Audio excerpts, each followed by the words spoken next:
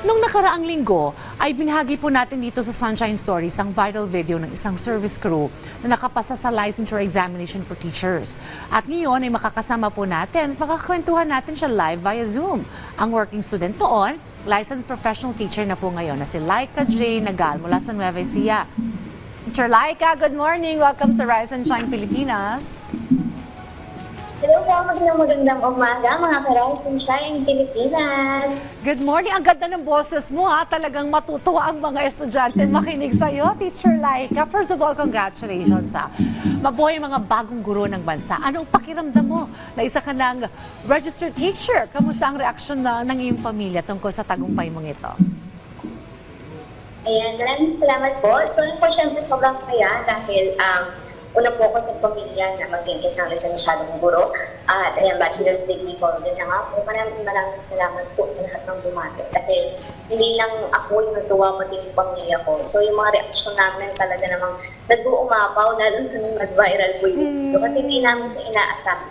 So bago pa man po yun, kumbaga talagang pinanalangin na ng bawat saan kapag sa board exam dahil sobrang hirap po hindi siya madali lalo na po yung student po. Totoo. Talagang proud na proud for sure ang iyong mga kapamilya. So regarding nga dito, dun sa iyong TikTok video na nag-viral, kwentuhan mo naman kami sa mga nangyari that time na lumabas ang resulta ng LED. Bali yung video po mismo, kuha po yun ng isa sa mga manager ko, si Sir Kaiser po. Hello, Sir Kaiser. Ayan, kasama ko po sila lagi sa groups kaya sobrang talagang medyo naging malalapit na rin po kami. At December 13, kumaga, alam na talaga nila na lalabas yung result ng board exam, kaya talagang inabangan po namin. Nataon po na yung mga manager ko, ayan, sila Sir Brian, sila Ma'am Camille, sila Ma'am Joyce, mga naka-break po sila. So sila yung nandoon sa moment na yun na naghahanap ng main proposal is kasama ng ibang service crew na naka-break din or mga pa-OV na po. So ako po kasi by that moment, naka-duty po ako. Syempre po, bawal mag-cellphone so work. Ayan. Naka-duty ako. So that means, that time, lean hour naman po siya. Kung wala masyadong daming tao. Pero andun pa rin na kailangan namin mag-prepare ng mga orders na inilalabas namin para sa mga customers. Nataon po na habang nag-draw ko ng mga drinks, ayan, gumagawa ng drinks, lumapit sa akin yung isang manager, pinakita nila na kasama nga daw po yung name ko sa list. So nung una hindi pa ako makapaniwala kasi baka nag-joke lang, kaya parang sabi ko kailangan makita ko, kailangan ako mismo makakita ng name. Kaso wala po akong internet noon, tapos yung cellphone ko lobat na din, kaya talaga sabi ko, hala, ito na yun, yung ang tagal-tagal namin kinaabangan. Nakita ko po na talagang, ayan, kasama yung name ko sa list, Nagal, Laika Jane Ignacio, ayan. Sobrang saya ko. Sabi ko pa nga, hindi ako iiyak. Ayan. Kasi nga, parang, inaabangan na talaga eh. Pero nung nag-sync in na sa akin, naiyak na ako. Sabi ko, pasuyo muna ako na. Tapos nag-moment na, hindi ko naman po siya inaakala. Nakaupo na lang talaga ako sa gilid. Tapos naiyak ko kasi finally, di ba, nag-paid off na siya yung dami nung araw na sinakripisyo para sa paghahanda natin sa board exam or even the 4 years itself na dinedicate namin yung oras namin to be a teacher in the future para maging isang responsible professional.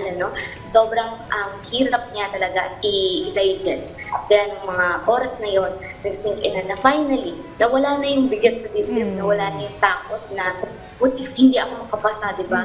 Ganun pala yun, na kahit na sigurado ka na kahit na alam mo sa sarili mo naghanda ka para sa moment na yun. Pag ando na split second, minsan mapapaisip ka, anong mangyayari sa akin pag hindi ako nakapasa sa board? Ano nang gagawin ko, di ba? Andun yung takot. Pero at the same time, pag talagang pinagkatiwala mo kay Lord na pag inisip mo na, ito na yun, alam ko sa sarili ko, mapasa ako. Kaya, ayun, sobrang magiging worth it. Napakatamis ng tagumpay, After all the hardship, eto, nakapasa ka na ng LED, Talagang dama ko yung iyong kasiyahan at iyong pamilya. Alright, ngayong ikaw ay isa ng registered teacher, ano ang iyong next plan as Teacher Laika? Ayun po, syempre ongoing po yung filing ng appointment for oath taking. Mag-oath taking na tayo, naka-release na pong schedule. So ayun po, waiting na lang din po ako sa makapag-avail po ako ng ticket for oath taking. Sasama ko po yung nanay ko. And of course, applying na din po tayo for a teaching position in specific schools na gusto natin i-try na makapasok po. At syempre, kung pag-uusapan naman po yung sa masteral, bago po kasi makapasok sa DepEd, marami talagang specific steps na kailangan malagpasan, magawa, ma-achieve.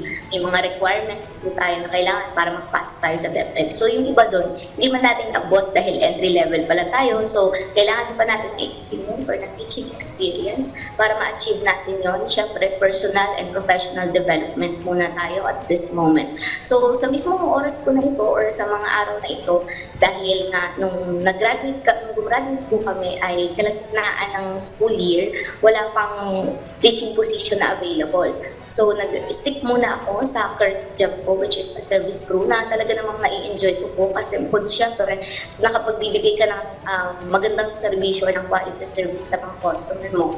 May part din po sa trabaho ko na nakaka-engage din ako sa mga estudyante, particularly pag nag-host po ako ng parties. So, andun pa rin, nagagamit ko pa rin talaga yung mga pinag-aralan ko within the past 4 years at sobrang grateful po ako doon dahil sa McDonald's family ko sa pag-accept nila sa amin ng mga working students sa pagbibigay sa amin ng experiences na hindi namin makakalimutan at talaga namang naging parte ng tagumpay kung ano man kami ng service crews. Well, you are inspiration to many, Teacher Laika. Congratulations again. At naway hangad din namin sa iyo ang tagumpay mo sa iyong career this time, being a registered teacher. Again, congratulations and thank you, Teacher Laika. Maraming salamat po.